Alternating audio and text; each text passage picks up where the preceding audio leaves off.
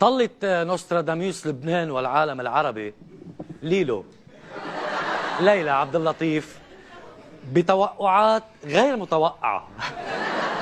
يعني ما بتيجي على بال حدا لدرجة انه بتتفاجأ بس تقول شغلة تقول واو.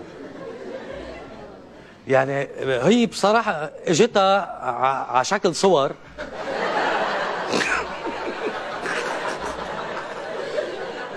الرؤية يعني.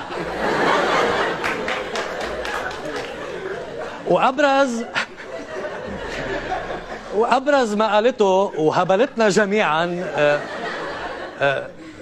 خذوا فكرة عن شو قالت. ماذا بعد شبعة وبريتال؟ وهذا ما سنراه بعد شبعة بريتال. يعني إذا بدك زرعت الذعر بشبعة واليوم عم نشوف الذعر هو ببريتال وشبعة كمان.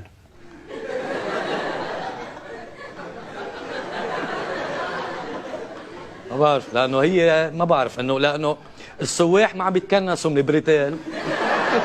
عرفت كيف؟ وشبعه هلا كمان انه موسم سكي. وبابل يعني فوق ببريتال وشبعه مصاي ضربة كف. سويسرا. اي نروج. من كفه. أرى أن التمديد للمجلس النيابي هو أمر شبه محسوم ولا بديل عنه في الوقت الراهن. كيف يعني؟ شو عم تحكي؟ قولي والله. عن جد؟ خلص انحسمت؟ ما في انتخابات ومرشحين؟ صور وأعلام بيسي وبوبي ما في؟ كفي. أن عقارب ساعة انتخاب رئيس جديد للجمهورية تسير باتجاه التوقيت الخارجي وليس التوقيت الداخلي.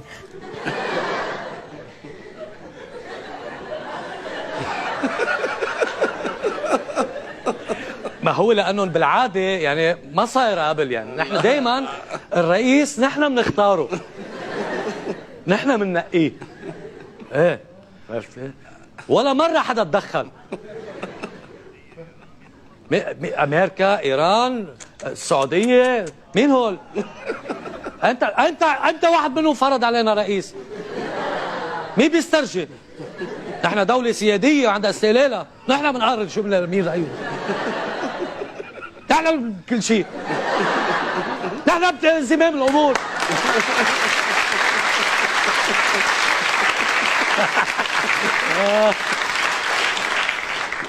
اسمع هلا هون بقى. مرة جديدة أحذر كل المعنيين في لبنان أن فصل الشتاء هذه السنة سيتسبب الكثير من الحوادث والكوارث الطبيعية والسيول، فالحذر ثم الحذر.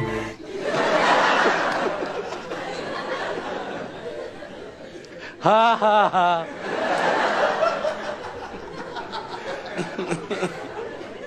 شو عم تحكي؟ نحن إذا طاف الحمام عنا خرق البلد.